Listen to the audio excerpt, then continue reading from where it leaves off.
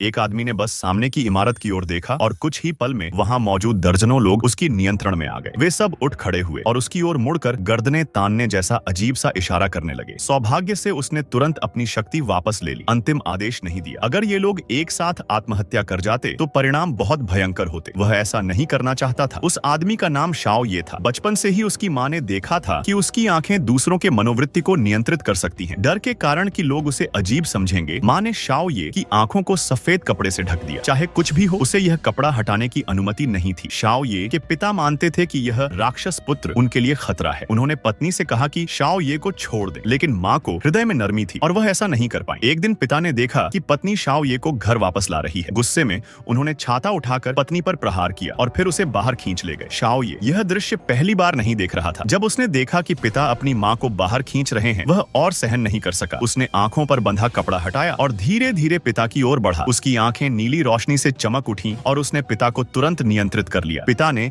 अपने ही हाथों से अपनी गर्दन तोड़ ली। माँ अत्यंत दुखी हुई और उसने शाओ ये को गले से पकड़ लिया। यह नहीं चाहती थी कि उसका बेटा दुनिया में रहे। शाओ ये की यह भयानक शक्ति भविष्य में उसे हत्यारा बना सकती थी। फिर उसने माँ को नियंत्रित किया, लेकिन अंततः हाथ नहीं उठा सका क्योंकि माँ उसके लिए दुनिया की एकमात्र अच्छी इंसान थी। शाओ ये अकेला चला गया। 20 साल बाद शाओ ये की ईश्वर की आंख और भी शक्तिशाली हो गई। उसने बैंक के सभी कर्मचारियों को नियंत्रित किया और किसी को पैसे भरने के लिए आदेश दिया। लोग बेहोश होकर आदेश का पालन करते रहे और बाद में वे कुछ भी याद नहीं रखते। इस तरह शाओ ये ने 20 साल अकेले जीवन बिताया। वह दोस्त नहीं बनाना चाहता था क्योंकि उसकी आंखें उसे अपनी मर्जी से जीने की शक्ति देती थी। लेकिन इस शक्ति का एक बड़ा नुकसान भी था। हर बार जब वह आंखें इस्तेमाल करता, शरीर का एक हिस्सा सड़ने लगता। 20 साल में शाओ ये ने अपनी एक टांग खो दी। एक दिन पार्क में पढ़ते समय उसने 2 छोटी लड़कियों को देखा जो अपनी माँ को खिलौना खरीदने के लिए खींच रही थी। पैसे की कमी के कारण माँ उनकी इच्छा पूरी नहीं कर पा रही थी। शाओ ये ने हल्की मुस्कान दी और शायद इस दुनिया में सिर्फ मैं ही खुश हूँ, सोचा। फिर उसने अपनी ईश्वर की आंख का इस्तेमाल किया। जहाँ उसकी नजर गई, समय मानो थम गया। उसने एक प्रेमी जोड़े को देखा